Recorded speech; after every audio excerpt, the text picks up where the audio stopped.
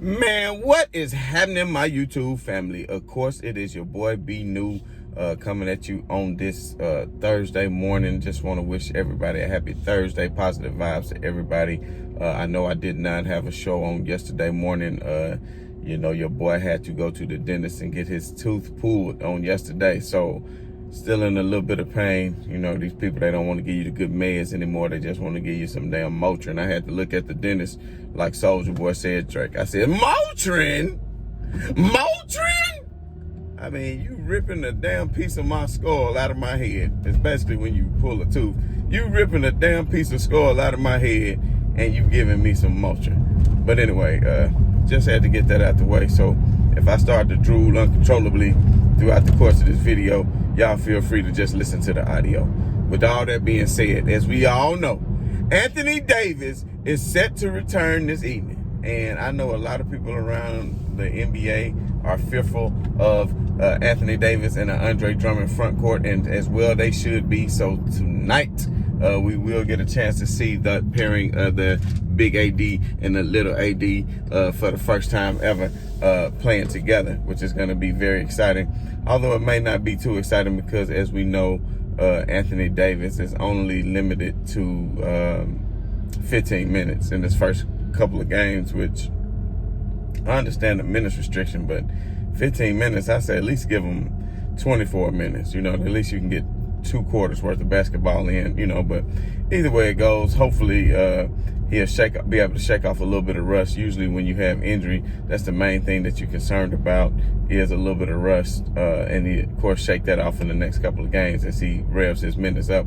I know a lot of analysts and pundits around the association and around the media world are saying that they are afraid that Anthony Davis could come back and re-injure it, and they putting that negative energy out in the air. But we will refute that. We will refute that and just let you all know that Anthony Davis is 100% healthy, just like he was last year. Now, we all know, leading up to that injury, I don't know if many of you know this, but leading up to that injury that happened on that Valentine's Day of February the 14th in Denver, as we all know, he had said a couple of weeks leading up to that he was having a lot of soreness within the calf and that Achilles area, but he kept shaking it off and coming back, shaking it off and coming back, which I don't think was a very wise move by the Lakers training staff anyway, especially considering how early on it was in the season and you did have a fully healthy LeBron James available to you. So let's just say hopefully that was a wake-up call to the Lakers training staff and a wake-up call to Anthony Davis as far as his preparation and what he needs to do to take care of his body. With that being said, he will be at 100%. I can only go by what he says. He says he's fully healthy. He's felt better than what he did all season. And if you do remember, his numbers were a little bit lagging before the season started. So, I mean, not before the season started, but going into the season, a lot of people, expected him to be playing at an MVP caliber level, which he wasn't. He was only averaging 22 points or so. But I tell you what, them Lakers certainly need those 22 points.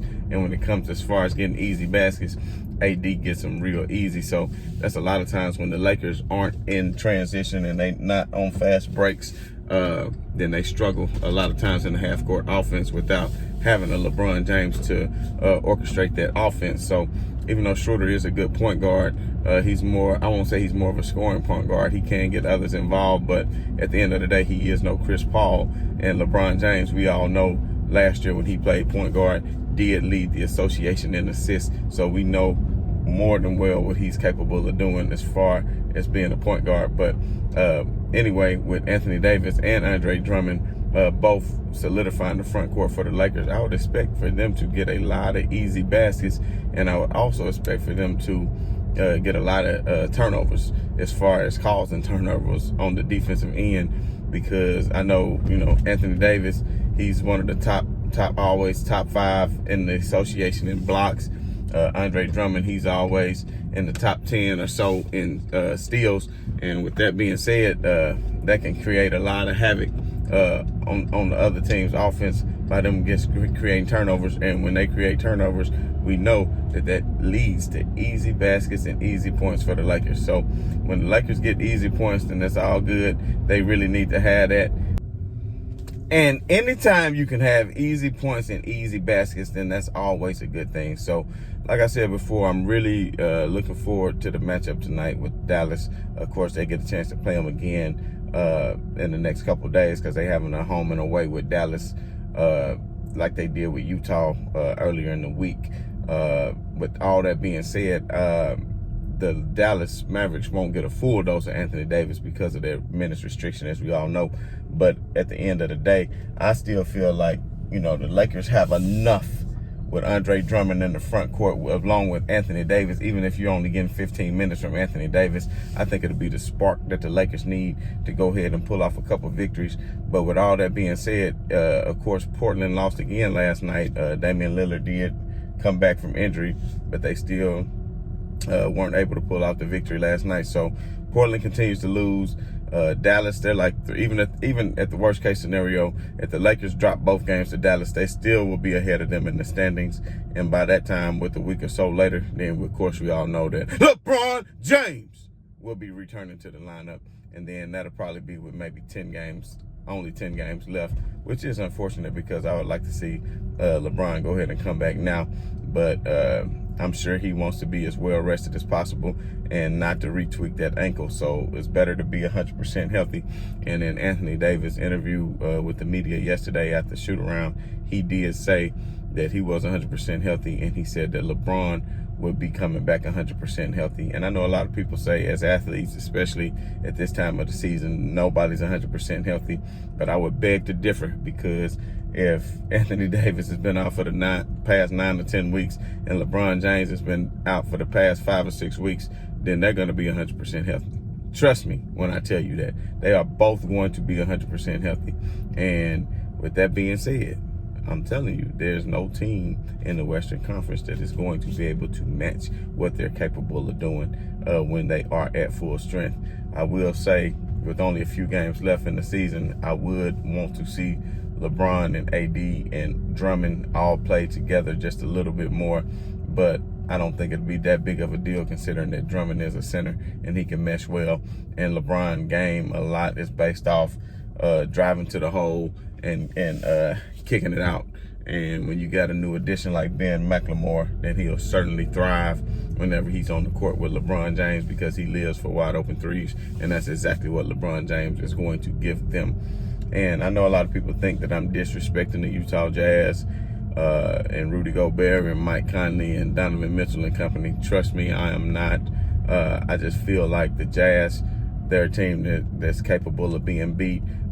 They live by the three-point shot. That's their main thing. And I just feel like when the playoffs intensify and the defensive pressure steps up, then when you're shooting threes and people running you off the line and rotating to the ball a lot quicker, and then there's just a little bit more added pressure on you to perform. Then if you live by the three, then you will die by the three. And with the Lakers having the best defense in the league, I think that's something that they can most definitely contain a Utah Jazz flurry of threes. And Utah probably would get 2 games and maybe at the most 3 and push it to 7. But just with the LeBron James led team, you got to realize LeBron James has been to the finals, 10 times? He's been to the finals 10 times. And probably 9 out of the past 10 or 11 years. So this is what he does.